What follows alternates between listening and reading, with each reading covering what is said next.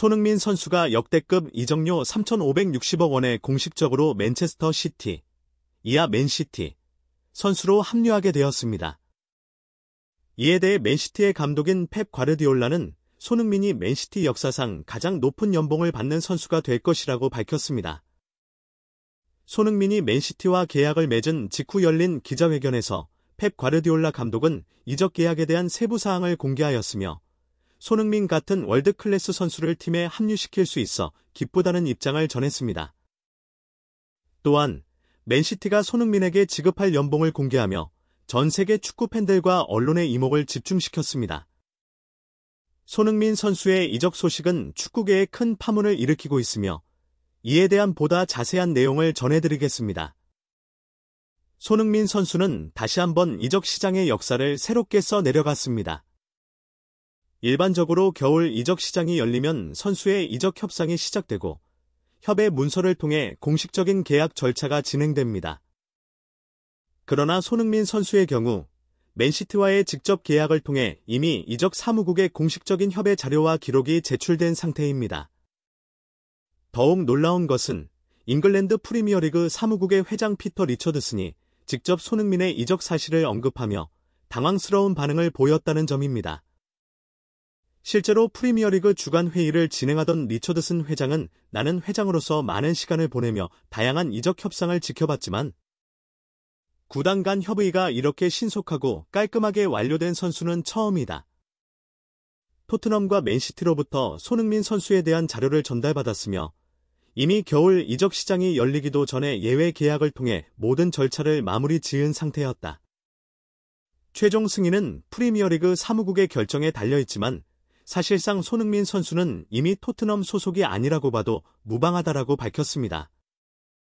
축구 역사상 수많은 슈퍼스타들이 거쳐갔지만 이처럼 한 선수의 영입을 위해 각 구단이 직접 나서서 신속한 이적 절차를 마무리한 사례는 전례가 없었습니다.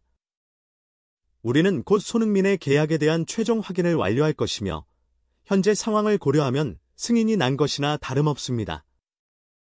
이에 대해 프리미어리그 사무국 내부에서도 손흥민 선수의 이적이 얼마나 이례적이며 대단한 의미를 갖는지 인정하는 분위기입니다. 현지 언론들은 손흥민 선수의 이적료가 역사상 최고 수준임을 강조하고 있습니다. 맨시티가 손흥민에게 제시한 1차 이적료만으로도 기존의 역대 최고 이적료 기록을 가뿐히 넘어섰다고 합니다.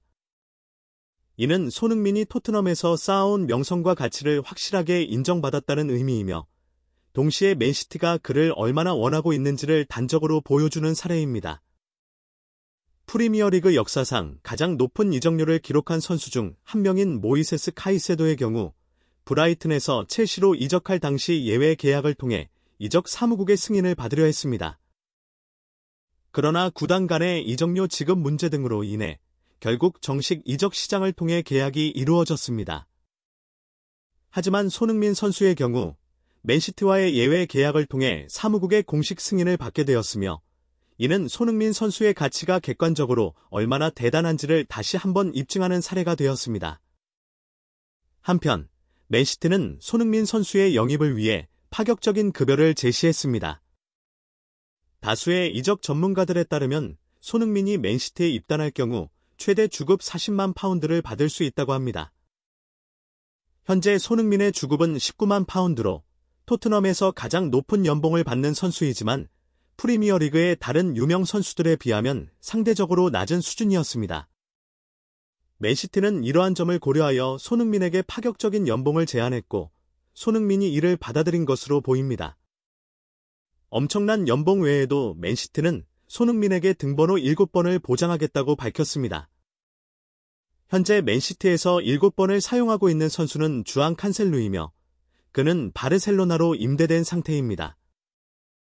그러나 칸셀로와 맨시티의 관계가 악화된 상황에서 맨시티는 칸셀로를 완전히 매각하고 손흥민에게 7번을 줄 가능성이 큽니다. 바르셀로나가 칸셀로의 완전 영입을 원하고 있지만 재정적인 문제로 인해 이적이 어려운 상황이라 맨시티로 복귀할 수도 있습니다. 하지만 칸셀로가 맨시티로 돌아가고 싶어하지 않는 점을 감안하면 손흥민이 7번을 받을 가능성이 더욱 높아 보입니다. 맨시티의 핵심 선수인 케빈 더 브라위너 역시 손흥민의 영입에 대해 긍정적인 반응을 보였습니다. 더 브라위너는 맨시티는 손흥민을 오랫동안 영입하려고 했지만 이전에는 손흥민이 거절했다.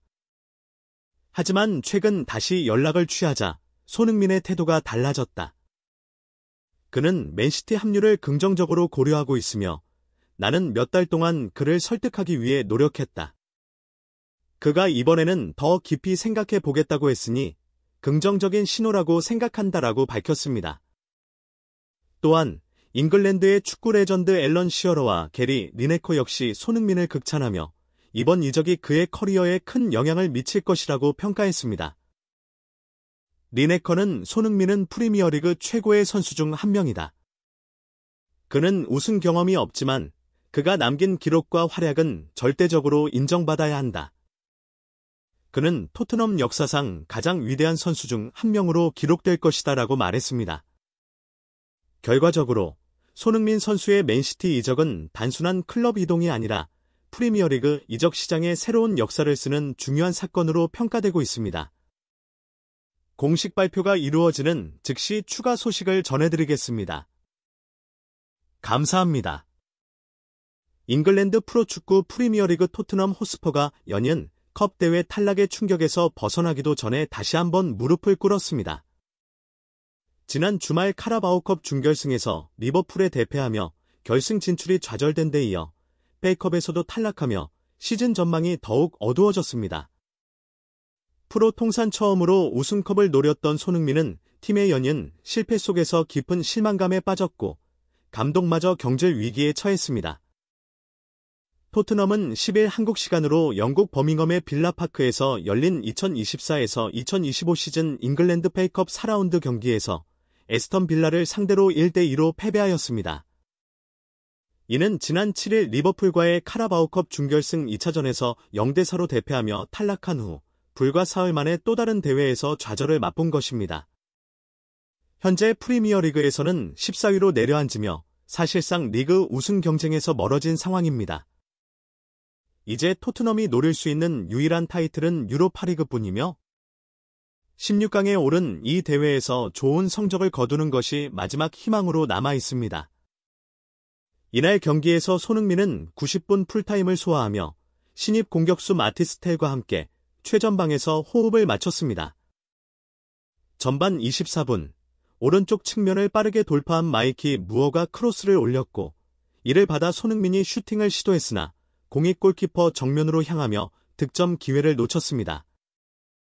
후반 5분에는 데안 쿨루세브스키의 패스를 받아 페널티 박스 안으로 침투하여 다시 한번 슈팅을 시도했지만 상대 수비수의 6탄 방어에 막혀 아쉬움을 삼켰습니다. 이러한 경기력에 대해 현지 매체들은 손흥민에게 혹평을 내렸습니다. 축구 전문 매체 풋볼런던은 손흥민에게 팀 내 최저 평점인 4점을 부여하며 토트넘이 중요한 순간에 주장의 퀄리티를 필요로 했지만 손흥민은 기대에 미치지 못했다고 평가하였습니다. 소파스코어 역시 손흥민에게 6.2점이라는 낮은 점수를 부여하며 실망감을 나타냈습니다.